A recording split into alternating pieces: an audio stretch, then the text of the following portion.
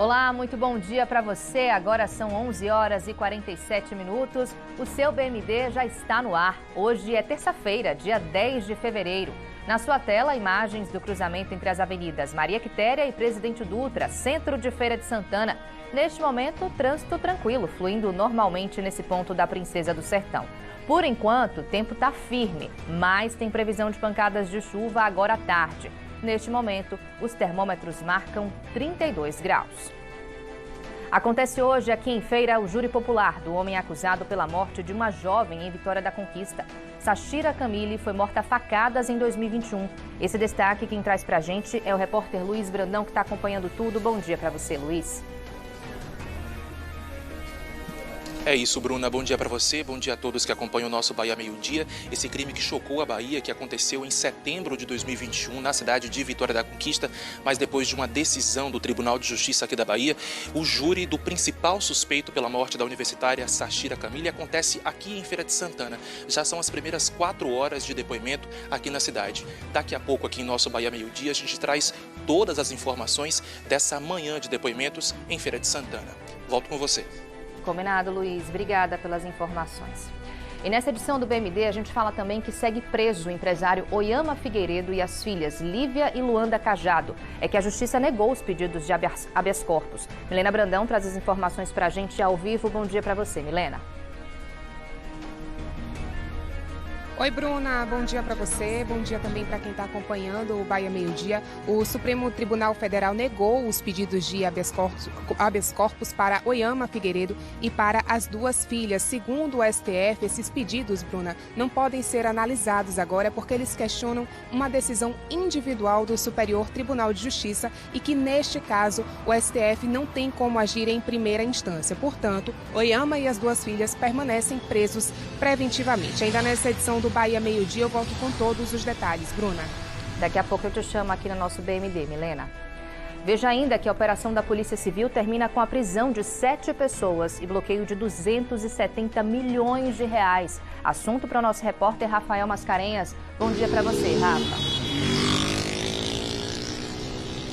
Bom dia, Bruna. Bom dia para você que está acompanhando aí o Bahia Meio Dia. Essa operação da polícia tem como alvo uma organização criminosa com atuação dentro e fora da Bahia. 7 pessoas foram presas durante essa ação policial que aconteceu em cidades do interior do estado e também em outros 4 estados do país. Além das prisões, a justiça determinou o bloqueio de cerca de 270 milhões de reais, como você disse, Bruna, ligados ao grupo que é investigado. Daqui a pouco a gente traz mais detalhes dessa operação, Bruna. Grande operação, né, Rafa? Obrigada pelas primeiras informações. E ainda, o desaparecimento de pessoas é uma realidade alarmante aqui no Brasil e aqui na Bahia não é diferente. Os números também são preocupantes. Na Bahia, o Sistema Nacional de Informações de Segurança Pública registrou em 2024 o desaparecimento de 4.066 pessoas. No ano passado, esse número caiu para 3.929 desaparecimentos. Apesar da redução, a estatística aqui no nosso estado é de 11 pessoas desaparecidas por dia. E no futebol, a gente vai mostrar a situação dos times da nossa região que lutam para sair da zona de rebaixamento e continuar com chances no Campeonato Baiano. Estes e outros assuntos a partir de agora, aqui no seu Bahia Meio Dia.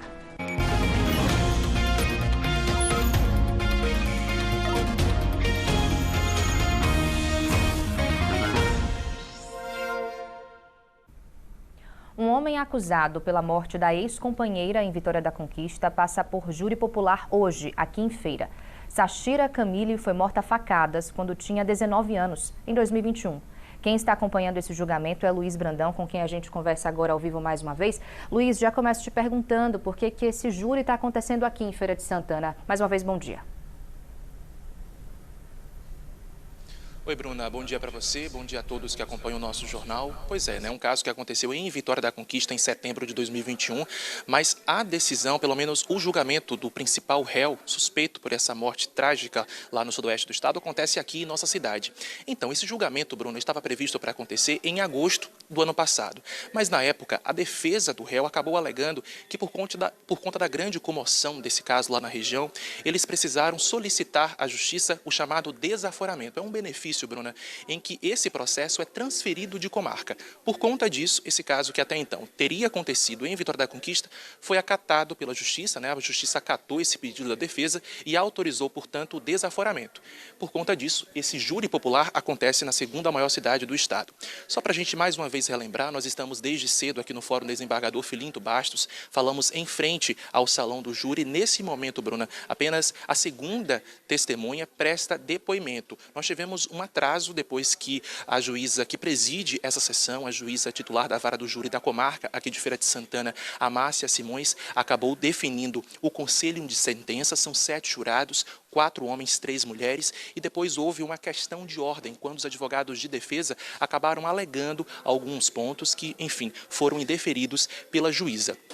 A primeira testemunha que prestou depoimento nessa sessão do júri foi o padrasto da Sachira Camille, essa universitária que foi assassinada com golpes de faca em setembro de 2021. Ele prestou um depoimento marcado por muita dor, por muita revolta. Agora há pouco ele finalizou, foram mais de 1h20 de depoimento no salão aqui de Feira de Santana. Ao vivo, no Bahia Meio Dia, Bruna, a gente vai conversar com Célio Barbosa, padrasto que acompanhou todo esse processo, a única testemunha que está presencialmente aqui em Feira de Santana. Foram mais de minutos, melhor dizendo, né? Muitos minutos de depoimento. A gente percebeu a sua fala contida com muita emoção. É emoção e revolta ao mesmo tempo, né? Boa tarde, bem-vindo. Boa tarde. É muito doloroso para a gente, né? A gente está aqui. Pode ter certeza que eu não gostaria de estar nesse momento aqui, participando de um júri do assassinato da minha filha. Então, para mim é difícil. Teve momentos que o coração apertava, o coração palpitava e a voz não saía. Porque é muito difícil você reviver tudo que aconteceu lá no dia 15 de setembro de 2021. Né? Com o assassinato da minha filha, assassinato brutal que aconteceu, onde minha filha foi perfurada por diversas vezes, teve seu rosto dilacerado pelo Rafael e os outros, né, que estão ainda para ser julgados também. Então, é muito dolorido para a gente. Sério, esse foi um assassinato que aconteceu em Vitória da Conquista, né, há quase 4 anos, há quase 5 anos, melhor dizendo, chocou a Bahia por conta da crueldade. Houve agora a transferência, né, um júri que acontece aqui em Feira de Santana. Para a família, isso dói? Como é que vocês receberam essa informação? Rapaz, é muito difícil para a gente, né, ter essas brechas na justiça, o desaforamento. Então, para nós foi muito triste, muito decepcionante. Porque a gente queria que esse júri acontecesse lá em Vitória da Conquista, o fato aconteceu lá. E Conquista não tem essa questão, ele alegando que foi colocado uma lei em nome de Sachira, a lei do feminicídio, uma praça em nome de Sachira e tal. Se eu tivesse o poder, Vitória da Conquista seria Vitória Sachira, que era para que esse rapaz, onde ele passasse, ele visse o nome de Sachira.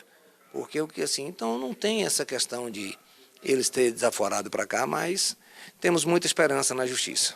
E como eu falei agora há pouco, Bruna, esse júri estava previsto para acontecer às 8 horas da manhã. Nós tivemos um atraso de mais de 2 horas. O primeiro depoimento que aconteceu do seu Célio aconteceu às 10h20 da manhã. Nós temos um atraso, existe a expectativa de que esse júri se prolongue ao longo da tarde, entre pela noite. Vamos falar agora com relação à expectativa da família, né? Haverá a tese da defesa, do Ministério Público. O que é que vocês cobram com a principal reivindicação desse júri aqui em Feira? O que a gente espera é que realmente o júri seja, né, todo favorável a gente, a situação, e que realmente a juíza, a doutora Márcia, ela pese a pena dele, a pena máxima, é o que a gente espera, pelo menos para ter justiça, né? Porque o conforto para a gente sabe que a gente não tem Sachira mais com a gente, mas para ter aquela justiça e provar para a sociedade no todo e para esses adolescentes, né, que o crime não compensa, né? O feminicídio tem que dar um basta nisso. Então o que a gente quer é isso, é que a justiça seja feita para que realmente a gente tenha mais um pouco de conforto, saber que esse rapaz e aí os demais também, que serão julgados futuramente, paguem pelo erro que fizeram. É o que nós vamos seguir acompanhando, já agradecendo a participação do senhor ao vivo no Bahia Meio Dia. É isso, Bruno, um caso de repercussão estadual. Toda a Bahia ficou chocada com esse assunto que foi registrado, né, em setembro de 2021 na cidade de Vitória da Conquista. Agora a gente vai relembrar esse caso que aconteceu lá no sudoeste do estado. O feminicídio da jovem estudante de engenharia civil Sachira Camille, de 19 anos, em setembro de 2021, causou grande comoção em todo o estado. O crime foi marcado pela crueldade. Segundo a Polícia Civil e o Ministério Público, o crime foi planejado pelo ex-namorado da jovem, Rafael Souza Lima. Rafael marcou um encontro com Sachira, tentou dopá-la colocando medicamento na bebida e, em seguida, a atacou com golpes de faca. Sem conseguir consumar o crime sozinho, ele ligou para o comparsa Felipe dos Santos Guzmão, que teria ajudado a arquitetar todo o crime. Felipe atuou como intermediador e entrou em contato com Marcos Vinícius Botelho Fernandes de Almeida, solicitando um carro por aplicativo para levá-lo até o local. Segundo a denúncia, Marcos Vinícius encontrou a jovem ainda com vida, a enforcou e ocultou o corpo, que foi abandonado na zona rural de Planalto, a cerca de 50 quilômetros de Vitória da Conquista, no sudoeste da Bahia. A investigação também aponta que Rafael pretendia vender o carro da vítima para pagar os outros 2 envolvidos. Os 3 foram denunciados pelo Ministério Público. Rafael Souza Lima e Marcos Vinícius Botelho Fernandes de Almeida estão presos. Já Felipe dos Santos Guzmão responde ao processo em liberdade provisória. O julgamento de Rafael Souza Lima está marcado em Feira de Santana. A transferência foi autorizada pela Justiça após o pedido da defesa, que alegou grande repercussão do caso em Vitória da Conquista. Os outros 2 acusados ainda não têm data para julgamento porque seguem recorrendo. Mais de 4 anos após o crime brutal, a família espera por justiça.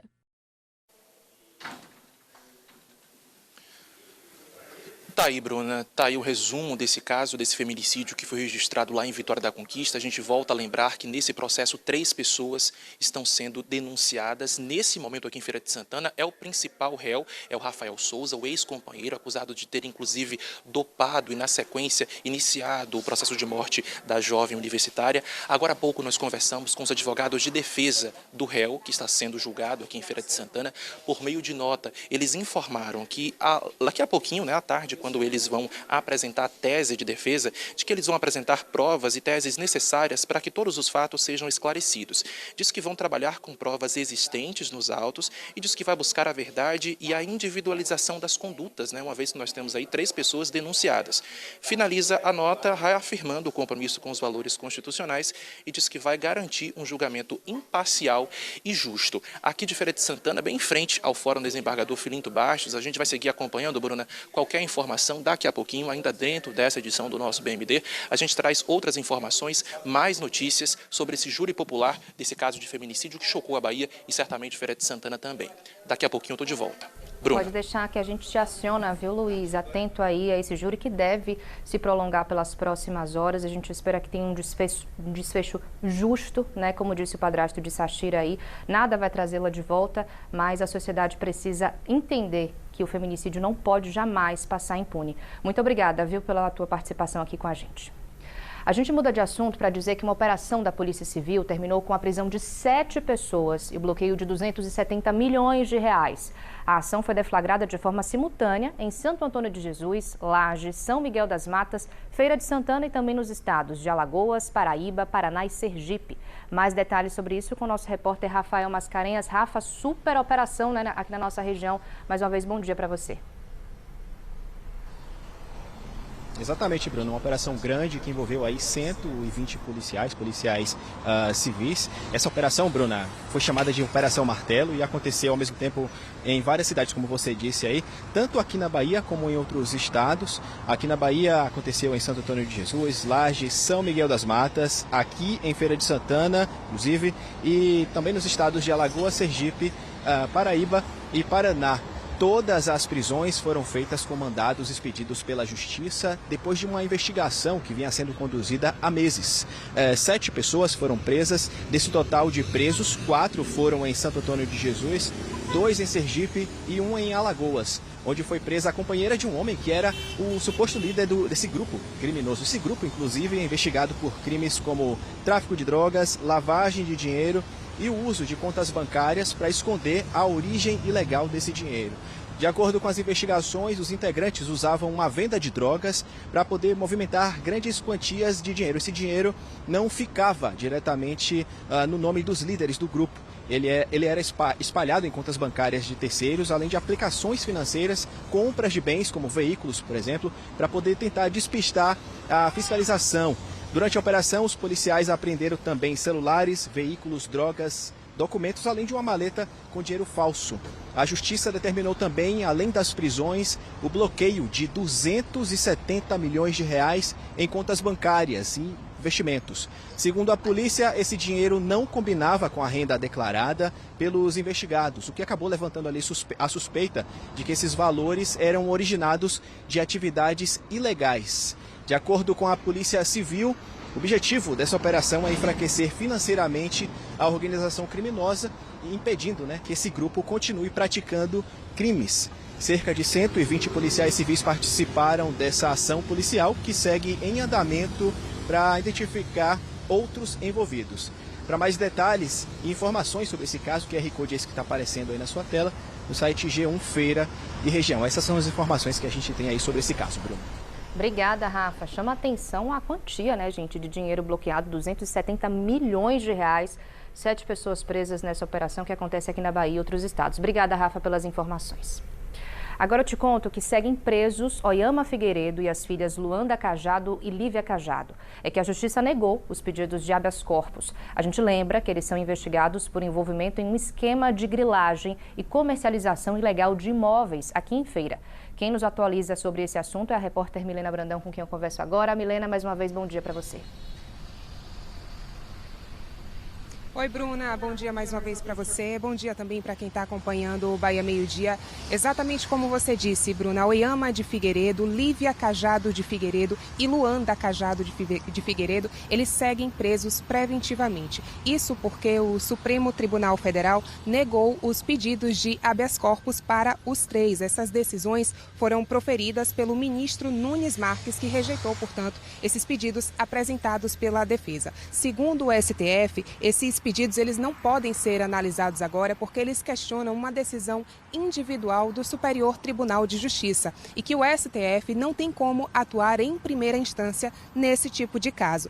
É importante lembrar também que nesse caso o ministro não entrou aí no mérito das investigações ou das provas também. Portanto, com essa decisão, Oyama e as 2 filhas, Lívia e Luanda, seguem presos preventivamente e as apurações seguem acontecendo no Tribunal de Justiça da Bahia e também no Superior Tribunal de Justiça. É importante lembrar que a Operação Sinete ela foi deflagrada em novembro do ano passado e investiga aí um grupo suspeito de fraudes documentais, grilagem e lavagem de dinheiro, aqui em Feira de Santana e em cidades vizinhas também. Uma outra informação importante é que as prisões temporárias das 8 pessoas que foram presas durante essa operação, elas foram convertidas em prisões preventivas em 4 de dezembro do ano passado. 7 dos investigados foram presos no dia 26 de novembro, data em que essa operação foi deflagrada, conduzida pela Polícia Civil da Bahia. Durante o cumprimento dos mandados, a polícia também apreendeu 12 carros de luxo, 2 motos, dinheiro em espécie, joias e documentos. A Justiça determinou também o bloqueio de bens e valores com sequestro de até 6 milhões de reais por CPF e 60 milhões de reais por CNPJ das pessoas investigadas. Vou relembrar aqui os nomes das pessoas que foram presas, que estão presas através da Operação Sinete deflagrada o ano passado. Oyama de Figueiredo, como já foi dito aqui, Pedro Henrique dos Reis de Figueiredo, Lívia Cajado de Figueiredo Cosmo, Luanda Cajado de Figueiredo Cosmo, que são filhas de Oyama, Vanderlino Oliveira Evangelista, Geraldo Bispo Ferreira, Arnaldo Novaes de Melo e José Marlon Viana da Silva, portanto, 8 pessoas presas durante a operação. Ainda segundo a Polícia Civil, Oyama e os outros investigados, eles teriam participado de uma rede que atuava falsificando e manipulando documentos públicos e judiciais para a apropriação clandestina de propriedades. Esse esquema envolveria, portanto, aí servidores de cartórios, empresários, advogados, corretores e agentes de segurança Pública, a OIAMA e os outros familiares, eles negam envolvimento nesses crimes. Inclusive, em uma coletiva de imprensa, os advogados afirmaram que os investigados não praticaram ilegalidades e destacaram os problemas de saúde do ex-vereador, que tem 76 anos. As defesas também alegam que parte das suspeitas se baseiam em fatos antigos e afirmam que as interceptações recentes não comprovam atividades criminosas. É importante lembrar também que as investigações continuam acontecendo através da Polícia Civil da Bahia para identificar aí outros possíveis suspeitos. Portanto, Bruna, são essas as informações. OIAMA de Figueiredo e as duas filhas dele, Lívia Cajado de Figueiredo e Luanda Cajado de Figueiredo, seguem presos preventivamente. O STF negou aí, portanto, os pedidos de habeas corpus. Eu volto contigo aí no estúdio. Obrigada, Milena, pelas atualizações desse assunto que a gente tem acompanhado desde o início, né? E agora tem mais essa novidade. Obrigada mais uma vez.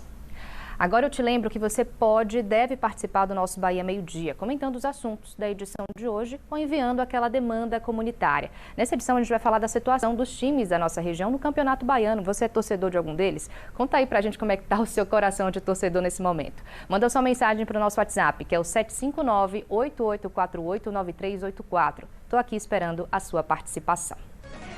Veja no próximo bloco que foi preso ontem mais um suspeito de participação no duplo homicídio que vitimou um vereador e o assessor dele no ano passado em Santo Amaro.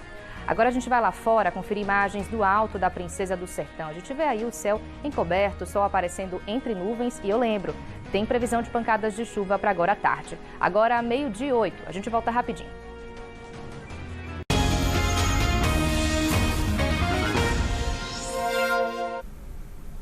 BMD de volta. Um homem foi preso na tarde de ontem depois de ser flagrado com drogas dentro de um ônibus. Segundo informações da polícia, ele embarcou no veículo no município de Tucano, com destino a São Paulo.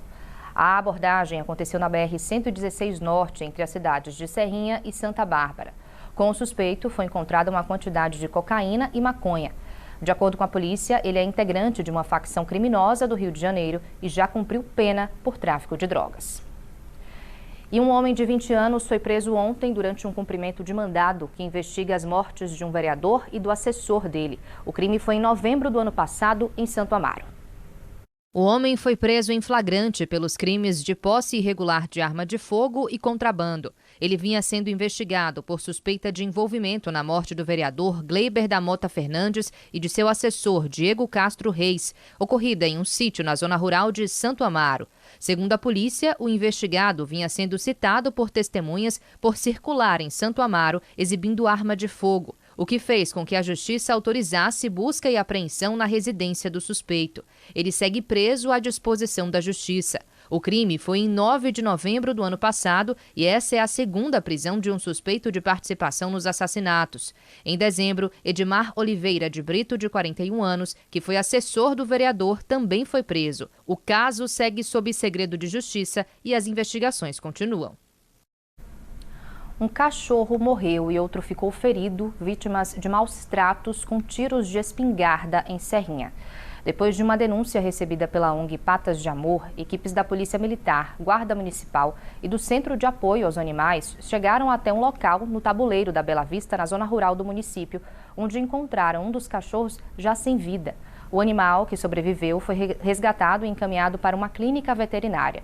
Exames mostraram que a cadela foi atingida por 43 tiros de espingarda, inacreditável. A cadela passa bem e vai ser oferecida para adoção. Ninguém foi preso até o momento. Maus tratos contra animais, a gente lembra, é crime e o responsável deve ser punido com prisão de 2 a 5 anos, multa e proibição de guarda. Um homem foi encontrado morto ontem na zona rural do município de Jiquiriçá. O corpo de Manuel Jesus Oliveira, de 59 anos, foi localizado por moradores na Cachoeira do Guigó. A suspeita é de que a morte tenha sido por afogamento, mas ainda não foi descartada a possibilidade de que ele tenha caído no local. A Polícia Civil está investigando esse caso.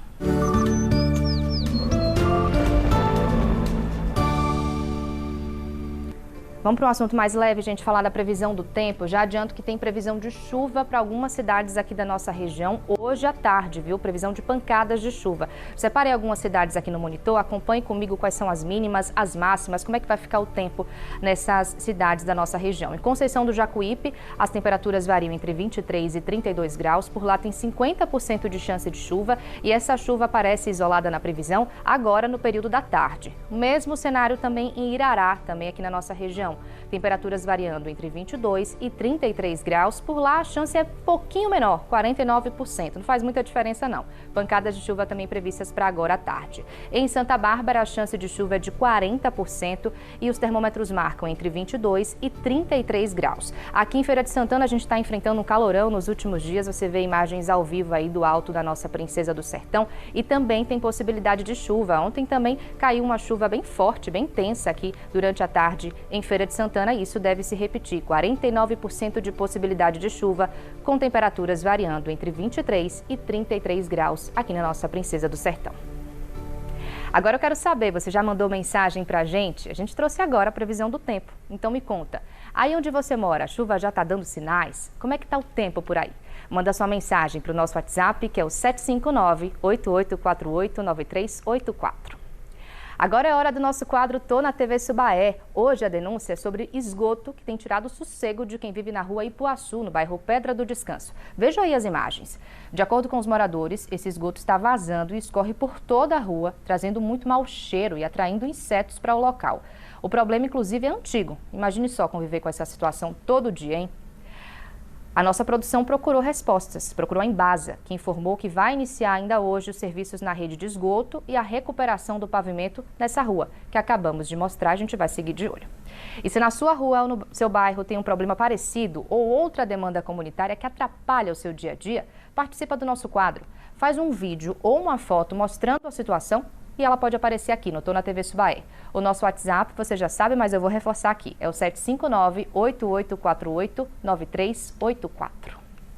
Depois do intervalo, a gente fala sobre o desaparecimento de pessoas, um problema mais comum do que se imagina e que afeta milhares de famílias. 17 dias com essa agonia no coração, sem se saber o paradeiro dessa pessoa, sem se saber o que de certo, o que de fato aconteceu. Vamos dar uma olhada lá fora mais uma vez. Agora na sua tela, imagens ao vivo do túnel da Avenida Maria Quitéria, aqui em Feira de Santana. Trânsito bastante intenso, típico desse horário aí. Muita gente voltando para casa ou voltando para o trabalho. Daqui a pouco a gente volta, agora às 12h15.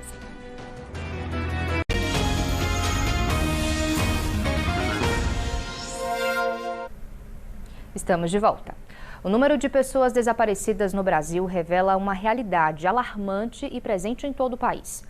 No ano passado, foram registrados quase 85 mil casos, o que representa uma média de 232 desaparecimentos por dia. Essa é uma realidade que acontece em todos os lugares, afeta milhares de famílias e é mais comum do que se imagina. Angústia, ansiedade e até momentos de desespero. Sentimentos que atormentam a vida de Nadir e de toda a família há 3 semanas. A busca desesperada por notícias tem sido diária. 17 dias com essa agonia no coração, sem se saber o paradeiro dessa pessoa, sem se saber o que de certo, o que de fato aconteceu. Na família são 6 irmãos. Um deles, José Gonçalves de Almeida, de 62 anos, saiu do Novo Horizonte para comprar pão na padaria do bairro onde mora e não mais retornou para casa. Imagens de câmera de segurança mostram o trajeto do idoso até o estabelecimento. O desaparecimento foi informado à família por uma vizinha de José. Foi através dela que a gente ficou sabendo que ele tinha saído para comprar pão e que não voltou. E todas as pessoas viram realmente, ele chegou a comprar o pão. Todas as pessoas viram ele com um saquinho de pão na mão. Vocês já estiveram na casa dele, sinal nenhum de que ele passou por lá? Não, sinal nenhum que ele passou por lá, pista nenhuma. Ninguém mais desse horário de 7h40 para 8 horas viu mais. José mora sozinho, faz uso de medicação controlada e tem mobilidade reduzida por conta de um ferimento na perna esquerda. Nadir também conta que ele foi visto pela última vez nas proximidades da UFES. Da UFES ele voltou. Todas as pessoas que viram, que iam trabalhar naquele horário de 8 horas, 7h40, 8 horas, viram ele voltando da UFES para casa, já chegando praticamente na entrada do Novo Horizonte, só que não chegou em casa. No Brasil, o registro de pessoas desaparecidas voltou a subir e bateu recorde no ano passado, com 84.760 casos. O número é o maior desde o início do levantamento em 2015, quando foram registrados 81.406 desaparecimentos. E equivale a 232 sumiços diários. Com relação a 2024, o aumento foi de 4,1%. Os dados consideram os casos de desaparecimentos em todas as faixas etárias. Na Bahia, o Sistema Nacional de Informações de Segurança Pública registrou em 2024 o desaparecimento de 4.066 pessoas. No ano passado, esse número caiu para 3.929 desaparecimentos. Apesar da redução, a estatística aqui no nosso estado é de 11 pessoas desaparecidas por dia. E muitas famílias continuam sem respostas sobre o paradeiro dos seus familiares. É o caso da cuidadora escolar Carola de Melo Silva. O pai dela, o mecânico Antônio Felizardo Santos da Silva, de 68 anos, desapareceu no dia 6 de junho do ano passado. Como de costume, ele saiu de casa depois do café da manhã para um passeio matinal e não mais retornou. A gente tem vivido, assim, cada dia um momento de angústia, sabe? A gente tem um dia esperança e no outro dia a gente não tem mais esperança. A gente acha que algo aconteceu de ruim com ele ou que alguém possa ter feito alguma maldade, porque infelizmente a gente sabe, né, que o mundo está assim, né? E para essas pessoas que acabam saindo de casa, virando assim, até andando, sendo andarilho, a gente já sabe que às vezes acontece alguma coisa de ruim, né? Imagine meu pai que não tinha assim o costume de sair para demorar. A família de seu Antônio tomou todas as providências para tentar saber o seu paradeiro. A primeira delas foi registrar um boletim de ocorrência na delegacia de Itaberaba, onde a família vive. E até hoje a procura tem sido constante em hospitais e até em departamentos de polícia técnica de cidades vizinhas. Fizemos, sim. E até em outros locais também que ele não tinha costume de ir, a gente fez. Trajeto, a família se mobilizou, né? Todo mundo. E amigos, familiares, assim, a gente foi na delegacia para procurar saber se eles poderiam ter alguma informação, mas então nada. Apesar da procura e da longa espera por notícias, a família de seu Antônio não perde a esperança de um dia comemorar o seu retorno para casa. Eu queria receber esse presente, né? De ter alguma notícia dele, de saber que ele está bem, que alguém encontrou. Eu queria ganhar esse presente assim nesse mês de fevereiro, né? Eu queria poder, e quem pudesse ajudar com alguma informação, quem pudesse estar com um olhar mais atento, às vezes em alguma cidade, em alguma rua, em alguma cidade que chegou alguma pessoa assim diferente, né? Para poder estar nos informando e as autoridades também poder nos ajudar nessa luta. Que essas famílias encontrem respostas, né, gente, para pôr fim a essa angústia. Agora a gente fala sobre cuidados com idosos, já que doenças como Alzheimer, o uso inadequado de medicamentos e até a falta de acompanhamento familiar podem levar a desaparecimentos, como que mostramos agora na reportagem. A repórter Milena Brandão conversa agora com uma médica geriatra sobre cuidados essenciais para a prevenção e o bem-estar dos idosos, que merecem todo o nosso respeito, todo o nosso carinho, todo o nosso cuidado, não é isso, Milena? Bem-vinda mais uma vez. Exatamente, Bruna. De volta agora com orientações importantes e, como você disse, os idosos merecem aí a nossa atenção, o nosso cuidado, principalmente, né, diante de pessoas que já estão numa fase da vida em que merecem exatamente isso, atenção, acolhimento, cuidado. E como você disse, aqui ao meu lado a médica geriatra Tassiana Tiraboski. Doutora, boa tarde, seja bem-vinda ao Bahia Meio Dia mais uma vez. Nós estamos falando aqui de desaparecimento de pessoas idosas e muitas vezes esses desaparecimentos, eles estão relacionados aí a doenças como Alzheimer, outros tipos de demência também, desorientações, a falta de acompanhamento familiar. Queria que a senhora falasse sobre os cuidados que a gente precisa manter diante desse cenário para não ter esse tipo de problema. Sim, eu acho assim, toda família se preocupa com seus entes queridos, mas algumas observações, alguns cuidados são indispensáveis em quem tem falha de memória ou que se desorienta. Eu acho que uma recomendação essencial é sempre ter uma identificação, ou uma pulseirinha gravada o nome, o endereço e o telefone, ou uma correntinha. Se a pessoa usa celular, colocar identificador no celular, né, que se a pessoa perder, conseguir identificar onde está, ou colocar algum tag na roupa, ou tag na carteira. Então, porque as pessoas sempre acham que isso nunca vai acontecer. E o que acontece é que eles se perdem, continuam andando porque se desorienta, e se desorienta no tempo, e se desorienta no espaço também, aí passa longo tempo, vai achar eles lá na frente. Então, é essa questão. Doutora, a gente está citando aqui, inclusive nós citamos no início aqui da participação, casos relacionados a pessoas com Alzheimer, por exemplo, né, que têm a perda de memória, perdem a referência mesmo de outras pessoas, de espaço, e muitas vezes acontece de por uma circunstância, uma condição ali da própria família, ser necessário deixar esse idoso só. Existe alguma orientação específica para quem, diante dessa necessidade, que tem um pai ou uma mãe com Alzheimer ou outro tipo de demência, como é que deve proceder para que esses idosos eles fiquem ali em casa, mas de forma segura? Sim, as demências, no geral, têm várias fases. Então, nas fases iniciais, a pessoa tem uma certa autonomia, pode ficar só. À medida que a doença vai evoluindo, é muito importante ter algum cuidador junto. Então, se for mais grave, nunca deixá-lo só. E quando tiver, mesmo com o cuidador, tem que estar super cuidado, porque é uma porta destrancada e eles saem. Então, a vigilância, a gente fala que é como acidente, né? 1 minuto é importante, porque pode ter quedas, por exemplo, e essa questão de sair de casa sem avisar, né?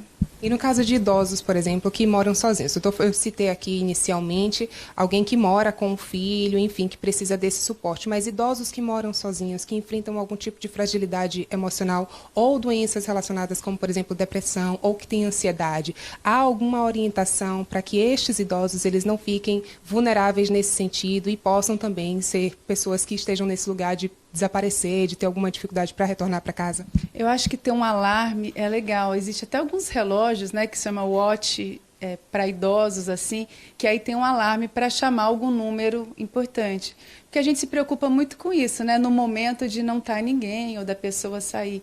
Então, eu acho assim, prevenção é sempre o melhor remédio. Então, a gente tem que pensar antes de algum acidente acontecer. Então, eu acho que essa questão do relógio, de ter despertador, de ter um número próximo e sempre ter alguém vigilante. A segurança desse idoso, ela está diretamente relacionada mesmo ao acompanhamento familiar, a vigilância por parte da família. Acaba sendo responsabilidade de todo mundo, mas a família que é muito próxima, né? Então, a família às vezes não está muito próximo, ter algum vizinho que possa dar uma certa supervisionada, ter uma rede de apoio, ter uma rede que está ali atento, porque a gente vê muitas coisas tristes, né, acontecendo, e aí depois que a coisa que já foi, não tem muito o que fazer. Então, essa questão preventiva mesmo. E aí eu insisto na identificação, que eu acho que muita gente não se atenta para a facilidade que é a pessoa ter algo de identificação. Porque, né, fica muito tempo nesse calor que a gente está, o idoso desorientado, né, desidrata, pode desmaiar, pode perder a consciência, né, às vezes só pelo calor e pelo tanto de tempo. Obrigada pela sua participação aqui no Bahia Meio Dia. É isso, Bruna, para você também que está acompanhando a gente agora aqui no Bahia Meio Dia, dicas valiosas, importantes da médica geriatra Tassiana Tiraboski em relação à segurança dos nossos idosos. São essas as informações. Bruna, eu volto contigo aí no estúdio. Dicas importantíssimas, Milena. Chamou a atenção a da pulseirinha, né, que a médica trouxe para a gente aí. Uma dica muito válida mesmo, que pode fazer toda a diferença numa situação de risco. Muito obrigada pela sua participação e também da doutora aqui com a gente. A gente muda de assunto para falar que a morte de uma pessoa querida pode ser uma experiência profundamente dolorosa, a gente sabe. E nem sempre quem enfrenta essa perda administra bem os sentimentos, a saudade, o vazio. Mas quando esse luto se torna prolongado demais, com sofrimento intenso e persistente, é necessário buscar suporte profissional. Na reportagem de Alisson Andrade, vamos entender a diferença entre luto e depressão e ver histórias de pessoas que tiveram que reaprender a viver. Há pouco mais de um ano, a pedagoga Lúcia Brito perdeu o marido em um acidente de trânsito em Teixeira de Freitas, um dia antes do aniversário dela. Apesar da dor da perda, hoje ela vive o seu cotidiano enfrentando os desafios. Mas os sentimentos de vazio e saudade permanecem todo o tempo após 40 anos de casados. O luto ele traz para a gente uma desorientação. A gente fica perdido, não sabe o que fazer, não sabe o que está sentindo, não tem noção do que é que está sentindo. E aí a gente meio que se perde na vida. a gente começa a observar que depois que as coisas acontecem dessa forma, o mundo continua funcionando e enquanto parece que a vida da gente parou. O sentimento de dor por perder uma pessoa querida também é presente na vida da professora aposentada Helenita Santana. Após 35 anos de casada, o marido dela morreu por complicações cardíacas causadas pelo Covid-19 em 2020.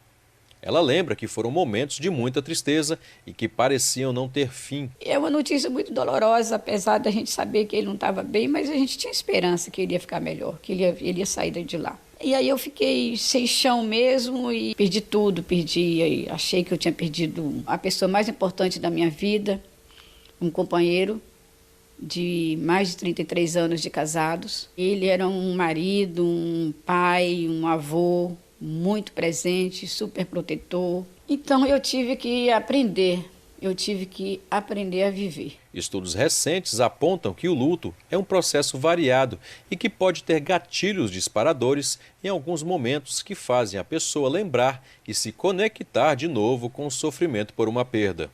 Eu estou vivendo um processo, né? Fiz terapia, demorei para aceitar. Eu falava o nome dele, eu já chorava. Hoje eu consigo falar. Agora, no momento, veio as lembranças e a gente não tem jeito. A emoção vem, mas eu estou sobrevivendo. A médica psiquiatra Daphne Ronacher explica que o luto é um processo natural de adaptação a uma ausência, mas ressalta que ele pode ser confundido com a depressão. O luto ele não é uma doença, ele é um processo natural de adaptação a uma ausência.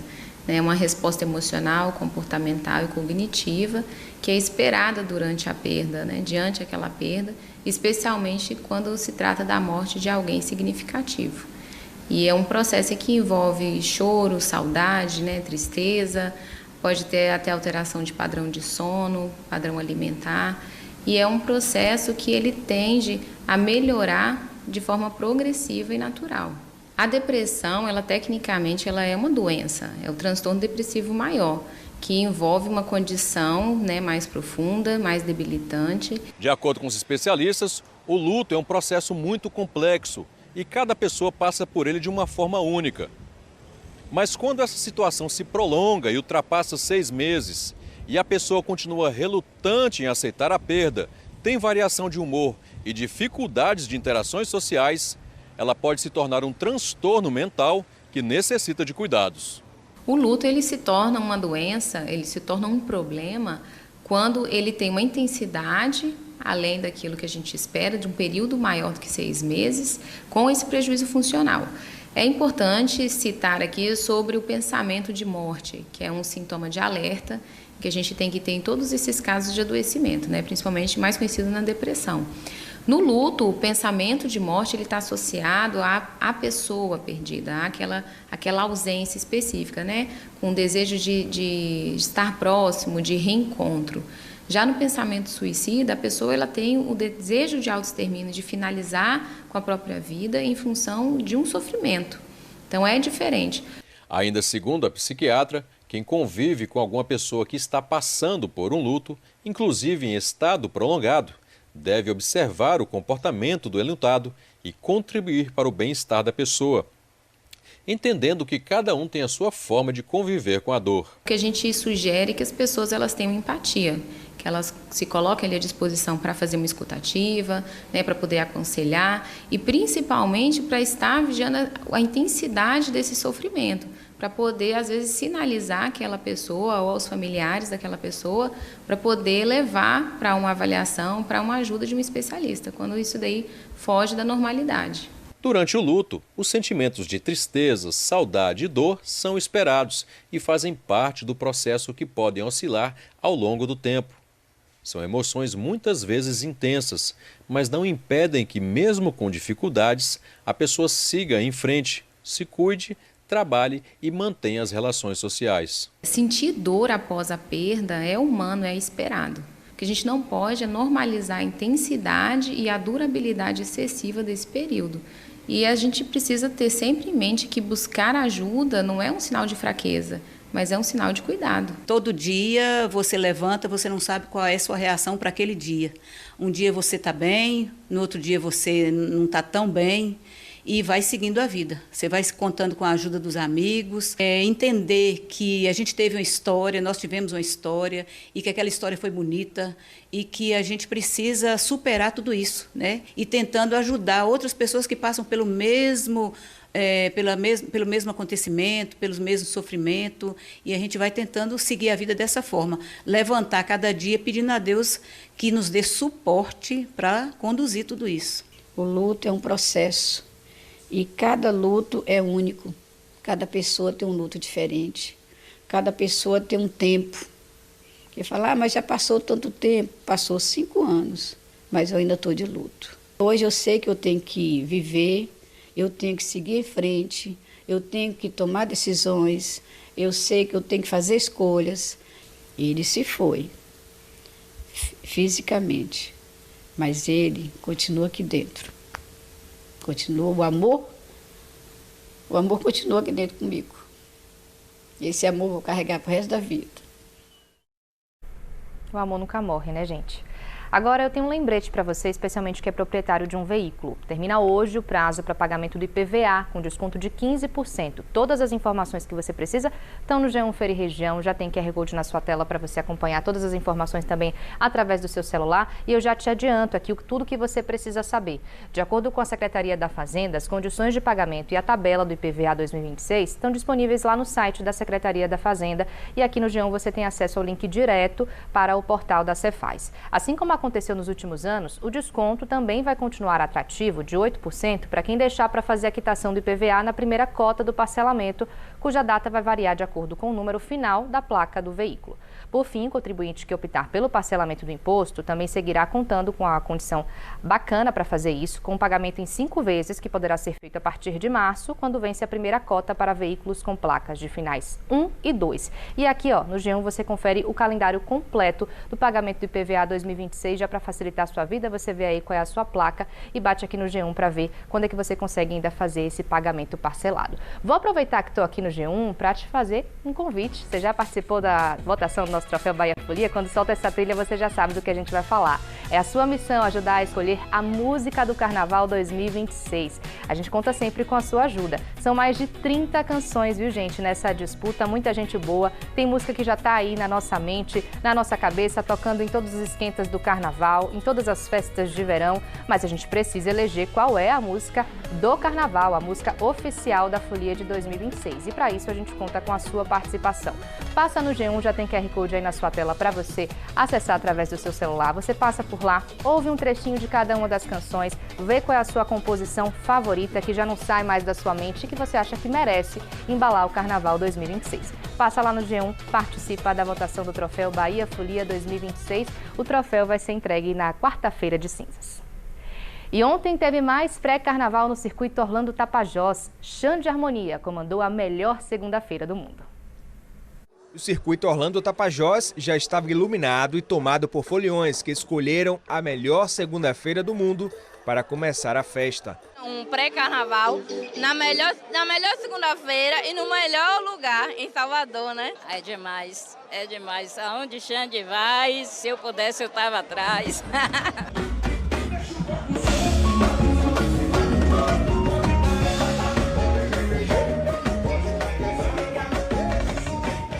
Segunda-feira boa é assim, com a harmonia do samba em Salvador, em fevereiro no Carnaval. Olha, tem gosto de Bahia, do molho do baiano e da baiana. Primeira vez no Carnaval e no pré-Carnaval da Bahia, sou do Rio.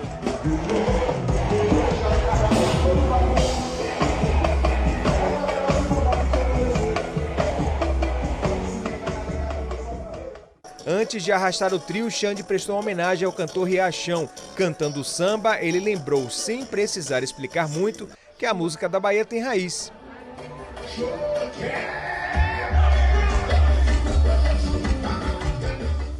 O povão chegava aos poucos, mas com uma energia que não cabia em palavras. Eu estou muito empolgado, eu acabei de chegar de BH para poder participar do carnaval daqui. É incrível, estou realizando um sonho. Tudo virava música, dança e alegria, de quem foi só para curtir ou de quem foi para trabalhar, mas acabou entrando na festa do mesmo jeito.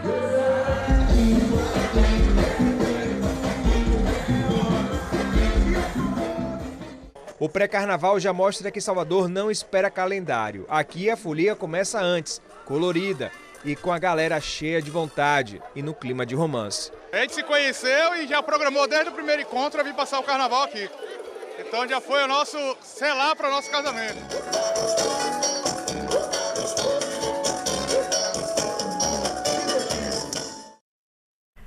Alguns dos espaços mais disputados da Festa do Carnaval em Salvador também estão de olho no meio ambiente. A gente está falando dos camarotes, que estão investindo cada vez mais em práticas sustentáveis. Algumas delas começam ainda na montagem das estruturas e seguem durante toda a festa. Grandiosos, luxuosos e cada vez mais sustentáveis. Uma preocupação que começa no carnaval anterior. Nesse camarote, 60% de toda a madeira foram reaproveitados da estrutura do ano passado. Lonas e tecidos também são reutilizados e ganham novas formas na decoração desse ano. Nessa imensa arena, uma área de shows climatizada. E a água que sai do ar-condicionado tem destino certo. A gente utiliza a água dos ar-condicionados, né, dos de grande porte, a gente recolhe essa água com tubulação e a gente usa para toda a limpeza de todos os banheiros da gente construídos por nós. A gente reutiliza a água.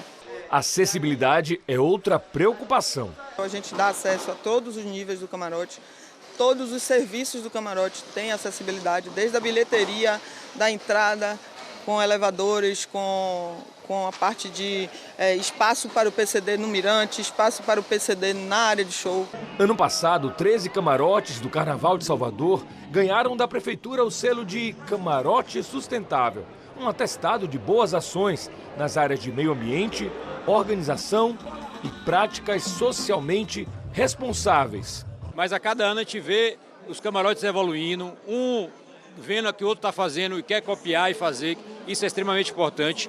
Todo o setor de serviço, de produção acaba ganhando com isso.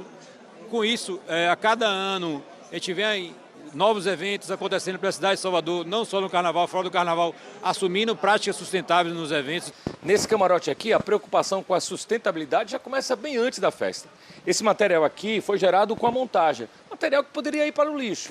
Só que uma cooperativa de reciclagem separa e reutiliza todo esse material.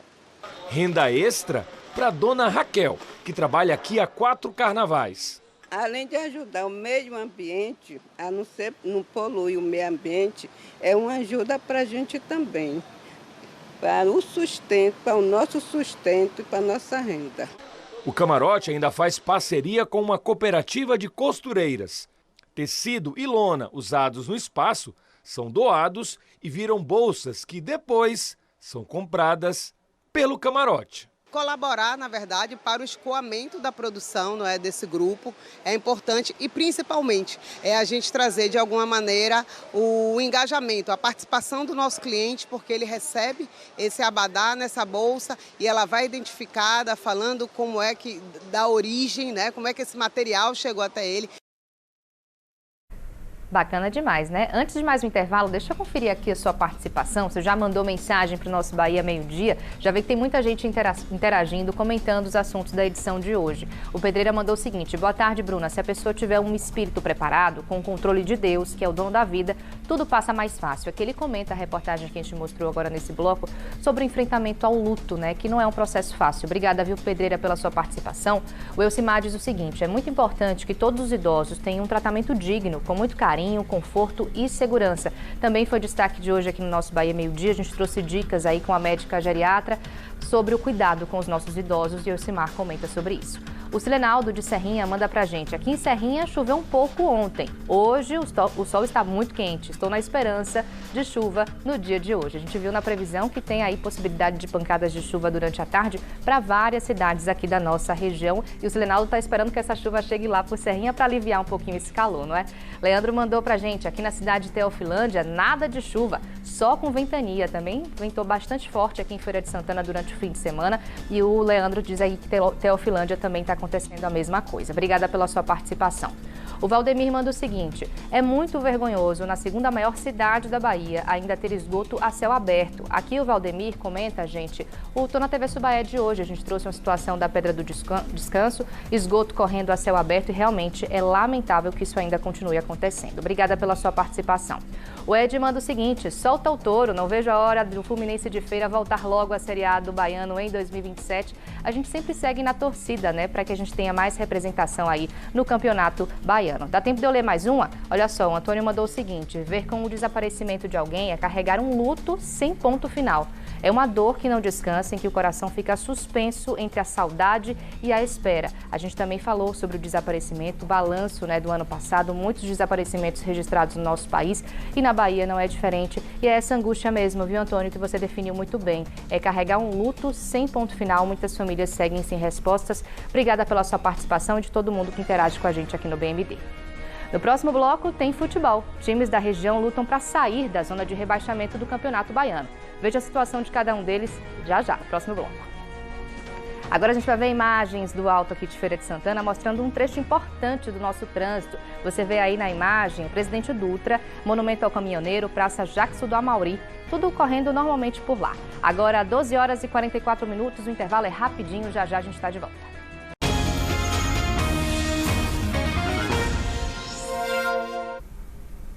A gente volta agora a falar do júri popular de Rafael de Souza Lima, acusado pela morte da ex-companheira Sachira Camille.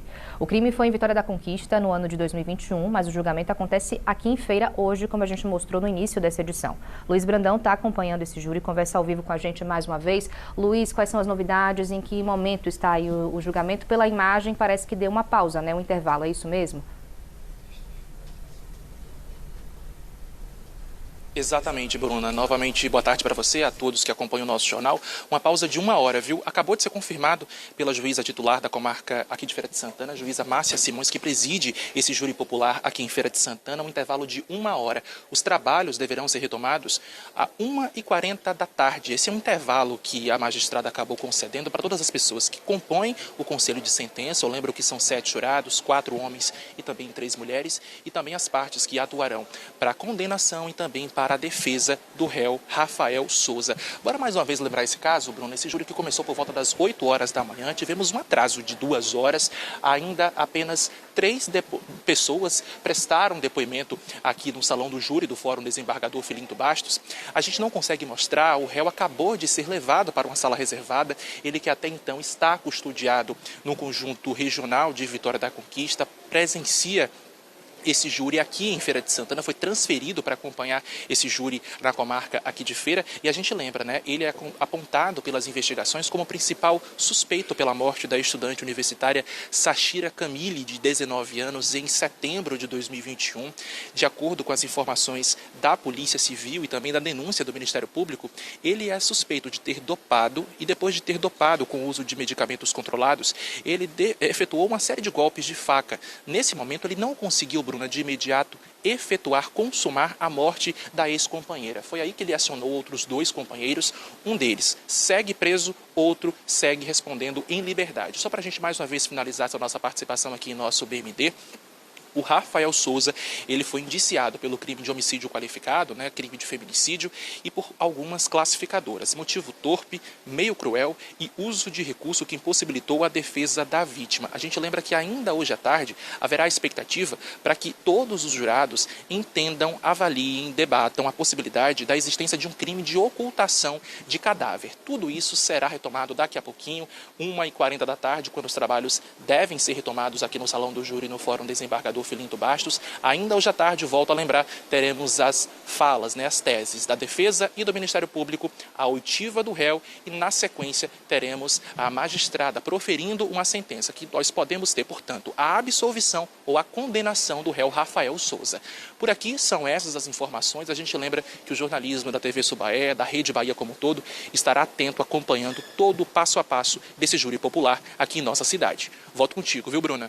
Certamente, Luiz, como você disse, deve aí correr pelas próximas horas e mais tarde no BATV a gente traz o que há de mais novo, né? As atualizações desse júri popular que acontece aqui em Feira de Santana. Obrigada pela tua participação mais uma vez, bom trabalho nessa cobertura. Agora eu te conto que usuários do Planserve fizeram uma mobilização hoje aqui em Feira. Dentre as reclamações está o aumento do valor cobrado pelo plano. O grupo também se reuniu para reivindicar melhorias na oferta dos serviços oferecidos. De acordo com os servidores, o que motivou a ação foi a sanção da Lei 15.034, que alterou a contribuição ao Planserve, resultando em percentuais superiores a 100% de aumento para parte de alguns usuários. Nós, claro, procuramos o Planserve para saber sobre o aumento do valor cobrado pelo plano, mas até o momento não tivemos nenhuma resposta. A gente muda de assunto para te contar que o agronegócio é um dos principais motores da economia do oeste da Bahia, responsável por gerar empregos, renda e movimentar diversos setores, especialmente no início do ano, quando a demanda por mão de obra cresce no campo. Generson foi contratado há uma semana para atuar em uma empresa do agronegócio no segmento de pecuária e confinamento bovino. Eu resolvi vir para a área intensiva porque é algo que vem crescendo muito. Como eu digo, produzir muito em pouco. Então é algo que daqui para frente muitos produtores vão migrar. Então a gente tem que pensar no agora, né, para pegar no osso agora, como diz o ditado, para lá na frente a gente colher os frutos. A companhia fica localizada em Luiz Eduardo Magalhães, oeste baiano. São mais de 200 funcionários. A gestão tem planos de triplicar a operação e ampliar a mão de obra do negócio. Desde o vaqueiro, trabalhador rural, mas a gente não para nisso, né? Então eu já tenho analista de departamento pessoal, eu tenho controle, eu tenho comprador. E aí funciona como um processo como qualquer outra empresa. E mantenha seu currículo sempre atualizado, porque o agro tem muitas oportunidades que fogem muito do campo em si, né? O escritório funciona muito bem, então financeiro, fiscal, contábil. O agronegócio é o principal setor da economia da região oeste. O movimento econômico do segmento gera trabalho e renda para milhares de pessoas. O início do ano apresenta-se como uma oportunidade para quem tem interesse de ingressar no ramo. É o período que as empresas buscam a renovação do quadro, né? A fim de produzir mais, a fim de contratar pessoas novas. Muitas empresas hoje estão buscando tanto pessoas jovens, né, sem experiência, a fim de treiná-las, capacitar, e também tem muitas oportunidades para pessoas com experiência. As contratações estendem-se por todo o primeiro semestre. É neste período que acontece a colheita da soja e inicia-se o manejo do cultivo do algodão.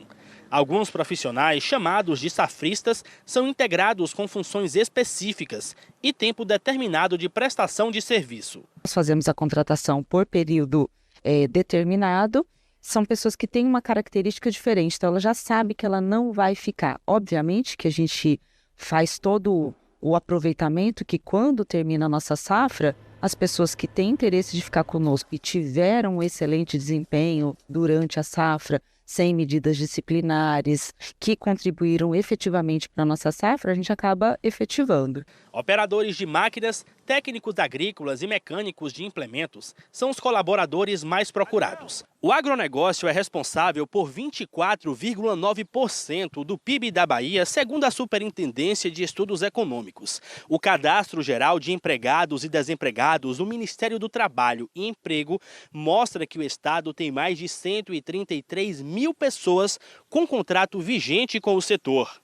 Nesta parte do estado, o segmento também influencia as áreas de serviço, indústria e comércio, que tem atuação ligada ao fornecimento de insumos para o campo, além de transformar matérias-primas em produtos. Empregabilidade em volume, em números, porque o volume é demandado, é grande, e todos com expertises voltadas ao agro, seja a agroprodução direta, como a indireta, que é a verticalização, principalmente agora chegando na área de carnes, na área de etanol, que exige volume de empregos e todos basicamente voltados ao agro também.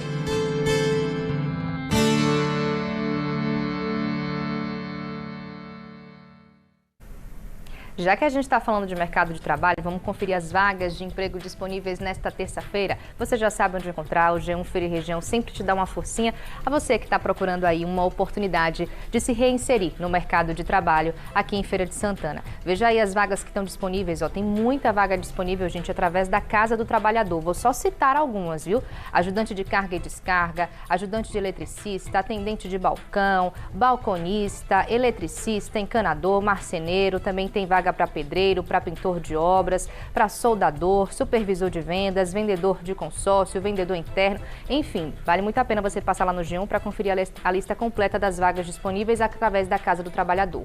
Tem também as vagas disponíveis pelas empresas aqui da cidade. Tem 2 vagas para fisioterapeuta, uma vaga para manicure, precisa ter experiência, vaga também para recepcionista e uma vaga para serviços gerais também, exigindo aí experiência. Tem também as vagas do Cine Bahia aqui no G1 Feira e Região, para atendente de hortifruti grangeiros, auxiliar de açougue, auxiliar de cozinha, também auxiliar de linha de produção, auxiliar de limpeza, auxiliar de sushi man e de pedreiro também. Passa lá no G1 Feira e Região e confere todas essas oportunidades. E aproveitando que eu estou aqui no G1, vou mostrar também oportunidades de estágio, agora em Serrinha, aqui também na nossa região. Oportunidade aí porque a Prefeitura de Serrinha abriu cadastro para estágio na rede municipal de ensino. Se você é de Serrinha e da região, passa aqui no G1 para você conferir todas as informações. Essa iniciativa é voltada para estudantes do município e não há limite de vagas, nem prazo final para encerramento. Segundo a Prefeitura, o cadastro tem o objetivo de formar um banco de dados para o preenchimento de vagas de estágio em diferentes áreas. Após o cadastro e conforme a demanda, haverá o chamamento dos estudantes inscritos. As inscrições devem ser feitas por meio de um formulário online disponível no link e aqui no G1 a sua vida já é facilitada porque o G1 coloca o link direto para você fazer a sua inscrição aí por meio desse formulário online e também tem os documentos que são necessários para você concluir o seu cadastro lá em Serrinha. Então, reforçando, a Prefeitura de Serrinha abrindo cadastro para estágio na rede municipal de ensino. Vale a pena você passar lá no G1 Feira e Região e conferir todas as informações. Se você for participar da seleção, boa sorte para você. O assunto agora é futebol. A 7ª rodada do Campeonato Baiano pode mudar o rumo dos times da nossa região. Atlético de Alagoinhas, Jacuipense e Bahia de Feira entram em campo pressionados pela tabela e com pouco espaço para erro. Hoje e amanhã são jogos decisivos e a gente mostra agora como é que está a situação de cada um deles. Veja aí. O Campeonato Baiano de 2026 entra na 7ª rodada com um alerta ligado aos times do interior. A disputa segue equilibrada no meio da tabela, mas a parte de baixo começa a preocupar, principalmente para as equipes da nossa região. Até aqui, no complemento da 7ª rodada, o cenário não é confortável.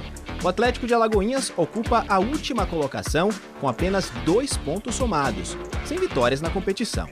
A campanha irregular coloca o time em situação delicada na sequência do estadual. Logo acima aparecem Jacuipense e Bahia de Feira, empatados com 6 pontos. Os dois também venceram apenas uma vez até agora, ambos diante do Galícia, e tentam reagir para se afastar da zona de perigo. Em 6 jogos disputados, o Bahia de Feira conseguiu apenas um triunfo e aparece na penúltima posição. O Jacuipense vive em situação semelhante, com a mesma pontuação e desempenho. Para as 3 equipes, a 7ª rodada pode marcar uma virada de chave ou aprofundar ainda mais a pressão. A rodada reserva confrontos diretos que podem mexer bastante na classificação. Hoje, o Jacuipense enfrenta o Atlético de Alagoinhas em Pituaçu, em Salvador. Um duelo que vale mais do que 3 pontos para quem tenta respirar no campeonato. Já amanhã, em Feira de Santana, o Bahia de Feira recebe o Barcelona, na Arena Cajueiro. Para o Tremendão, vencer em casa é fundamental para sair do sufoco e começar a se aproximar do G4. Com a tabela cada vez mais apertada, o momento é de decisão. A partir de agora, qualquer tropeço pode custar caro. E cada rodada passa a ser tratada como o final do Campeonato Baiano de 2026.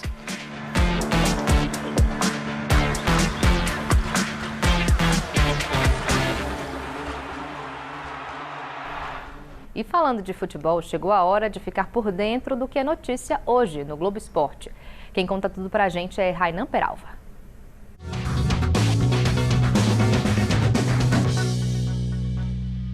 Muito boa tarde para você que está ligado no Bahia Meio Dia e para você que curte o Globo Esporte. Chegou o dia, hein? Campeonato Brasileiro, 3ª rodada, tem vitória em campo contra o Flamengo. Promessa de Barradão lotado, tanto da torcida visitante, como também da torcida do Vitória, né? Check-ins praticamente esgotados. E olha, o Vitória hoje pode ter a estreia do Marinho. Ele foi relacionado, mas deve entrar no segundo tempo, quem sabe ali no lugar do Eric. Outra novidade é Lucas Arcanjo, goleiro, foi relacionado, se recuperou de uma lesão, fez cirurgia no joelho, está de volta, mas acredito também que comece no banco de reservas, o Gabriel deve ser titular. Mais uma novidade para o jogo, Kaique Gonçalves O volante deve ser improvisado na zaga, o Richelli deve ficar no banco de reservas. Pode ser que o Luan Cândido apareça no lugar do Zé Marcos ali na defesa pelo lado esquerdo. Camutanga vai ser titular, o esquema de 3 zagueiros mantidos. O Dudu já foi garantido pelo técnico e deu entrevista ontem. Já você vai ouvir aqui no Globo Esporte a entrevista dele, que ele vai ser titular contra o Flamengo ali no meio de campo ao lado do Baralhas. Todos os detalhes e informações já para você no Globo Esporte. E o Bahia, gente, joga amanhã fora de casa contra o Vasco da Gama e pode ter o Everaldo jogando pelo Campeonato Brasileiro, é isso. Ele chegou na sexta, já estreou no domingo, marcou o gol e deu entrevista ontem na sua apresentação oficial. Várias perguntas interessantes. Ele disse que vai brigar por titularidade, que joga em qualquer posição, está à disposição do Rogério Ceni e já pode ser aproveitado nesse jogo de amanhã. Por quê? Porque o Del está suspenso, foi expulso no último jogo e ele pode ser o substituto ali do William José no segundo tempo. Possivelmente, né? Será que o Rogério Ceni vai colocar o Everaldo para jogar essa partida? Já você acompanha todos os detalhes da apresentação desse jogador dentro do Globo Esporte. Antes de me despedir, deixa eu ver aqui mais da sua participação, você que interage, comenta os assuntos do nosso Bahia Meio-Dia. Olha só, o Valmir de Araci fala que por lá também está muito quente. Essa sensação térmica, gente, é na região inteira, viu? Muito calor mesmo. Obrigada, viu, Valmir, pela tua participação. Regina manda aqui o seguinte, aqui em Lamarão não choveu, só ventou. Uma condição que a gente está vendo se repetir em muitas cidades aqui na nossa região. Obrigada, Regina, pela sua participação.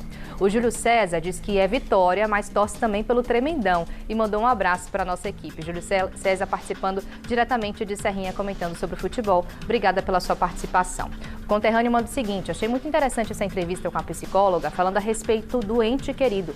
Tenho 67 anos, vai fazer 2 anos que perdi minha mãe, moro sozinho e não é fácil não. Realmente esse processo de luto não é fácil e como a gente ouviu também em uma das entrevistas, não tem um tempo certo para terminar, cada pessoa tem seu tempo. Obrigada também pela sua participação.